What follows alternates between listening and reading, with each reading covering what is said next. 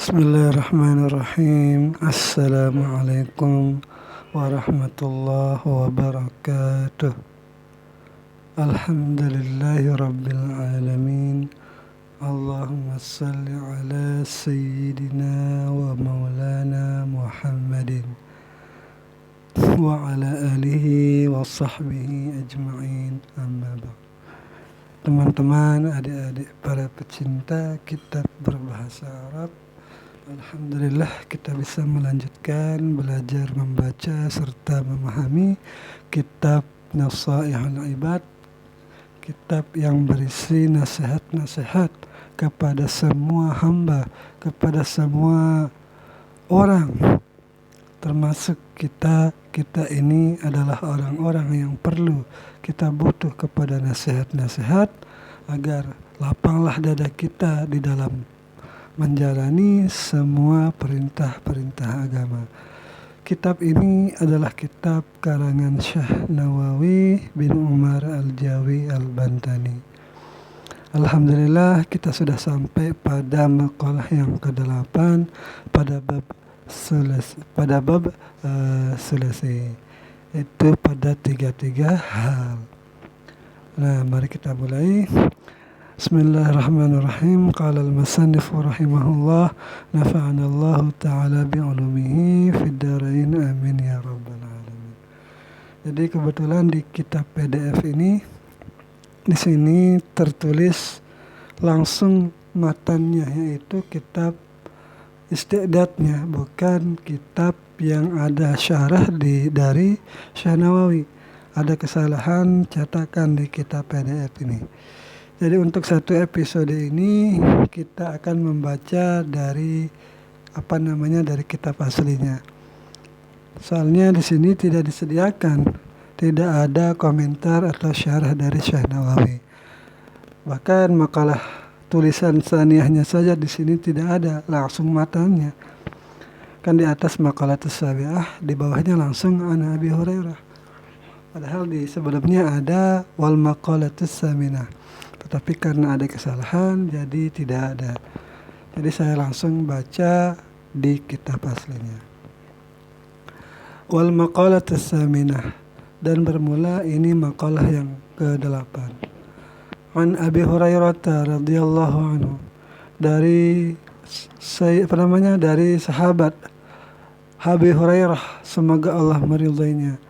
Wasmuhu, dan bermula nama aslinya Abu Hurairah adalah Abdurrahman bin Sakhra. Annahu qala, bahwasanya beliau Abu Hurairah ini berkata.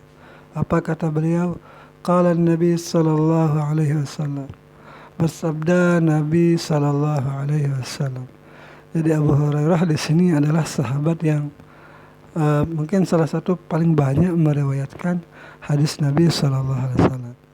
Apa kata beliau? Salasun munjiyatun, 3 hal yang dapat menyelamatkan. Wa salasun muhlikatun, dan 3 hal yang dapat menghancurkan. Wa salasu darajatin, dan 3 hal yang dapat mengangkat derajat. Wa salasu kafaratin, dan 3 hal yang dapat menebus dosa. Nah, salasun munjiyatun, 3 hal yang dapat menyelamatkan itu maksudnya ay mukhlisatun, sebagai satu pembebas, lisahibiha, bagi orang yang mempunyai 3 hal ini, minal azabi, dia akan diselamatkan, dibebaskan pemilik 3 hal ini, minal azabi, dari azab. Wasalasun mulikatun, dan 3 hal yang apabila ada orang memilikinya itu ay mauqi'atun li fa'iliha, terjadi bagi orang yang melakukan 3 hal ini, fil halaki, dia akan jatuh di dalam kehancuran. Wasalasu darajatin, dan 3 hal yang dapat meninggikan derajat, ay manazilu fil akhirah, satu tempat di negeri akhirat, dia ditinggikan derajatnya di satu tingkatan di negeri akhirat. Wasalasu kafaratin, dan 3 hal yang dapat menebus dosa-dosa, ay lidzunubi amiliha, yaitu menebus bagi dosa-dosa orang yang melakukannya. Orang yang melakukannya dosa-dosa itu. Amal munjiatu, adapun ini langsung kembali ke pertama, yaitu 3 hal yang dapat menyelamatkan. Amal munjiatu, adapun yang dapat menyelamatkan itu 3 hal itu adalah fakhasyatullahi ta'ala fis sirri wal alaniyati. Maka pertama-tama adalah seseorang itu harus takut kepada Allah Subhanahu wa ta'ala fil sirri, pada waktu sendirian, pada waktu ketiadaan orang di sisinya, wal alaniyati, dan ia takut juga kepada Allah ketika ia berada di depan orang-orang. Qaddima sirru, didahulukan takut ketika orang-orang sedang tidak ada, didahulukan kata sir itu. Kenapa? Li'anna taqwallahi fihi a'la darajah. Karena takut kepada Allah pada waktu sir itu setinggi-tinggi derajat seseorang. Nah, karena ketika seseorang itu sendirian, tidak ada kesempatan untuk ia merasa riya, untuk ia merasa ujub agar diperlihatkan kepada orang-orang. Tidak ada hal seperti itu. Berbeda dengan halnya ketika kita merasa takwa kepada Allah di hadapan orang-orang.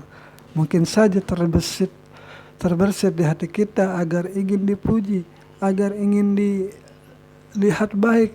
Bahkan hal seperti itu memunculkan sifat kemunafikan. Na'udzubillah. Kita hanya ingin dilihat apa yang baik saja, tetapi sebenarnya kita tidaklah orang yang seperti itu. Wal qasdu fil faqri wal ghina, dan sederhana di dalam kefakiran dan di dalam ketika kita kaya.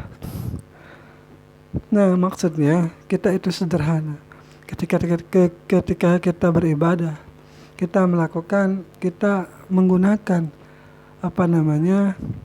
pakaian-pakaian yang tidak layak lah gitu. Meskipun seseorang itu fakir, tetapi seseorang itu pasti bisa untuk sedikit membersihkan dirinya agar tidak terlihat begitu kacau lah gitu. Jadi dia membersihkan dirinya untuk agar ia tampil sederhana, tidak flexing lah gitu. Wal ghina, dan ia pun sederhana ketika ia kaya, tidak mengumbar-ngumbar selip gajinya yang 30 juta misalnya dalam 1 bulan. Karena banyak juga sekarang hal-hal seperti itu. Itu flexing, itu hanya tidak ada dampak positifnya hal-hal seperti itu. Nah, apa maksudnya sederhana? At-tawassut, yaitu pada pertengahan, tengah-tengah fil ma'isyati, di dalam berkehidupan, bi alam yujawiz fiha, dengan bahwasanya tidak melewati pada batas-batas kehidupan itu. Pada kehidupan itu al-haddu, oleh batas-batas kehidupan, oleh batas-batasnya lah gitu.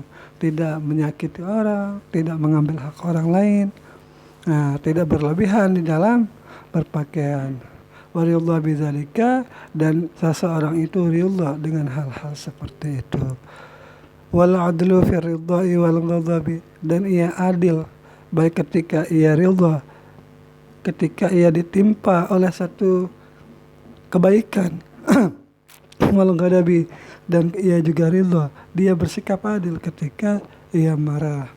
Bi an yaqdiballaha wa yarda li ridha, dengan bahwasanya ia ketika marah, ia marah kepada Allah, wa yarda li ridhahu, dan ia ridha bagi ridhanya.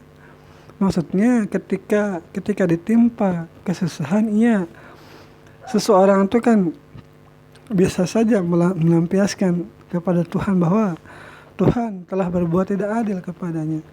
Nah, tetapi karena dia di sini berbuat adil, ia tidak melakukan hal-hal seperti itu. Itu yang saya pahami dari konteks penjelasan musannif di sini. Mudah-mudahan seperti itu. Wa ammal muhlikatu fashhun syadidun. Dan adapun hal-hal yang dapat menjerumuskan kita menuju kehancuran, itu pertama, itu kikir yang sangat kikirnya. Maksudnya bukhlun syadidun, yaitu kebahilan yang sangat fala yu'addi ma'alaihi min haqqillahi ta'ala wa haqqil khalqi, maka ia tidak menunaikan apa yang menjadi kewajibannya dari hak Allah dan hak kepada orang-orang. Ia mempunyai harta tetapi tidak dizakatkan. Ia ia sudah cukup untuk berhaji tetapi tidak berhaji. Ia sudah cukup untuk melakukan ia puasa tetapi tidak puasa. Ataupun ia itu ketika sudah ia cukup untuk berkorban tetapi ia tidak berkorban.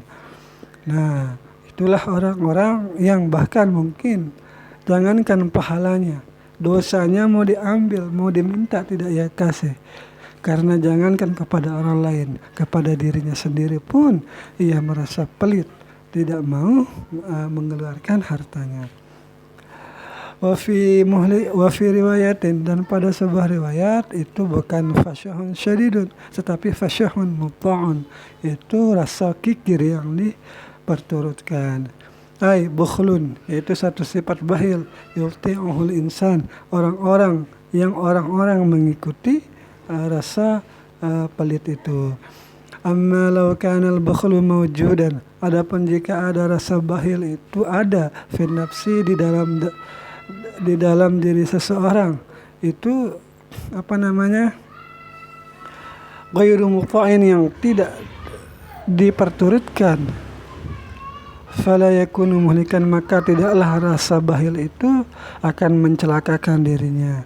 Kenapa? Li'annahu minas sifatil lazimati lin nafsi, karena rasa kikir itu, rasa pelit itu adalah bagian sifat alami manusia, bagian sifat yang sudah lazim ada pada diri manusia. Tetapi karena tidak diperturutkan, maka itu tidak membahayakan, tidak menghancurkan seseorang. Itu yang pertama. Wa hawan muttaba'un, dan dua hal yang dapat mencelakakan adalah hawa nafsu yang diperturutkan. Bi ayyat bi'ah ma ya'muruhu bihi hawahu, dengan bahwasanya ia mengikuti apa yang hawa nafsunya itu perintahkan, terus dilakukan, maka itu akan menjadi satu kehancuran bagi dirinya. Wa i'jabul mar'i bi nafsihi, dan rasa kagumnya seseorang, rasa bangganya seseorang, rasa sombong seseorang dengan melihat dirinya. Jadi dia ketika melihat dirinya merasa hebat, merasa tampan, merasa kaya, merasa lebih dari orang lain. Aku berada di atas orang ini, ilmuku lebih atas dari orang ini. Maka itu adalah satu bentuk kesombongan yang ada pada kita. Nazruhu ilaiha, yaitu memandangnya seseorang kepada dirinya bi'ainil kamali, dengan mata kesempurnaan. Ia sempurna, orang lain tidak sempurna. Padahal semua orang itu tidak ada yang sempurna. Ia ketika memandang dengan pandangan sempurna itu, ma'anisyani ni'matillahi ta'ala, itu dia ketika dia memandang itu berarti dia itu sedang lupa dengan, dia berserta lupa dengan nikmat-nikmat Allah Ta'ala. Wa ma'al amni, dan bersama, dan ia merasa aman min zawaliha, dari hilangnya nikmat-nikmat itu. Padahal ketika ia berpikir bahwa nikmat yang ada pada dirinya yang disombongkan itu bisa saja Allah cabut darinya kapan saja. Wa ammad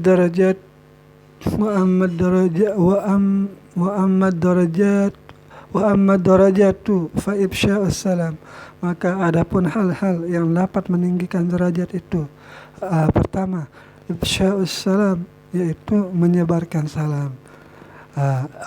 Maksudnya izharus salami bainan nasi, menampakkan salam, mengucapkan salam bainan nasi, di antara orang-orang, bi an tusallima, dengan bahasanya kamu mengucapkan salam. Ala man araftahu, kepada siapa orang yang kamu kenal, wa man lam ta'rifhu, dan kepada orang-orang yang belum kamu kenal. Jadi kita mengucapkan dengan Assalamualaikum warahmatullahi wabarakatuh. Kita mengucapkan salam, artinya kita menebarkan doa, menebarkan kebaikan kepada orang-orang dengan ucapan semoga keselamatan, semoga rahmat, semoga berkah atas kalian. Itulah yang dapat pertama itu hal yang dapat meninggikan derajat.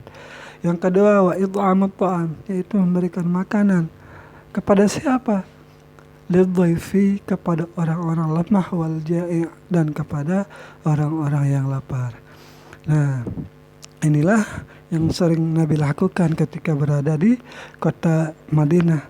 Itu kita ingat cerita tentang orang Yahudi yang bahkan Nabi menyuapinya. Wassalatu bil-laili wan-nasu niyamun. Dan yang ketiga yang dapat meninggikan derajat itu adalah salat pada malam hari ketika manusia itu tidur. At-tahajjud, yaitu salat malam, salat tahajud. Kapan? Fi jawfil laili, pada pertengahan malam, hala ghaflatin nasi, pada ketika manusia itu sedang lengah, ketika manusia itu sedang lalai. Fi lazatin naumi, di dalam lazatnya tidur. Orang tidur, kita bangun. Tetapi tidak begitu sebaliknya, nanti orang bangun kita tidur. Walaupun saya kadang-kadang seperti itu juga. Maksudnya saya ketika siang hari banyak tidur gitu kan. Jadi orang-orang beraktivitas, saya yang tidur. Wa ammal kafaratu, dan adapun yang terakhir itu adapun hal-hal yang dapat menebus dosa kita, allati adatuha, yang kebiasaannya itu antamuhul khati'ah, yaitu untuk menghapus kan menebus itu untuk menghapus kesalahan-kesalahan sebagai tebusan. Nah, dengan cara apa kita bisa menebus kesalahan? Fa isbaghul wudhu'i, dengan menyempurnakan wudu. Kapan? Fis sabarati, pada waktu ketika dingin. Ketika dingin kita menyempurnakan wudhu kita dengan doa-doanya, dengan sunnah-sunnahnya. Bifathata ini dengan dibaca dengan dua fathah. Apa namanya? Yang mana maksudnya dua fathah ya? Jama'u sibrah, jamak dari, jadi sabarat itu jamak dari sibrah, yaitu waktu dingin. Bifathin fasukunin, dengan fathah dan sukun. Sabarah bukan sibrah, berarti fathah. Sabarah bukan sibrah berarti. Apa arti sabarah? Apa arti isbag ini? Yaitu itmamul wudhu'i, yaitu menyempurnakan wudhu fi waqti syiddatil bardi, pada waktu sangat-sangat dingin. Bi an ya'tiya bisunanihi, dengan seseorang itu, orang yang berwudhu itu menyempurnakan dan mendatangkan sunnah-sunnah wudhunya. Ketika kita sebelum berwudhu kita bersiwak, kita berkumur, artinya terus melakukan sunnah-sunnahnya, dan doa-doa ketika membasuh muka ada doanya, membasuh tangan ada doanya. Insyaallah para santri-santri yang ada di yang sekolah atau yang mondok itu pernah mempelajari doa-doanya. Apalagi yang dapat menebus wa naqlul aqdami ilal jama'ati, yaitu melangkahkan kaki kepada jamaah. Ila sholati ma'al jamaah, yaitu menuju sholat untuk berjamaah. Itu langkah kaki kita itu, ataupun dia pakai motor atau sepeda sama saja, itu dihapuskan dosa-dosanya karena menuju ke masjid untuk sholat berjamaah. Wa intizarus sholati ba'da sholati, dan menunggu waktu sholat setelah sholat. Liyusalliha, agar sholat seseorang itu pada waktu menunggu sholat itu, Maksudnya ketika dia sudah sholat, menunggu waktu sholat, lalu sholat pada waktu yang ditunggu sholat ini itu. Wa misluhu, dan bermula seumpamanya itu adalah intizaru kulli khairin, itu menunggu semua kebaikan. Jadi bentuk kita menunggu itu adalah menunggu kebaikan, dan itulah yang dapat menebus kesalahan-kesalahan kita. Nah, itulah hadis atau makalah yang ke-8 dari kitab Nasaihul Ibad. Semoga ada manfaatnya. Sekian, assalamualaikum warahmatullahi wabarakatuh.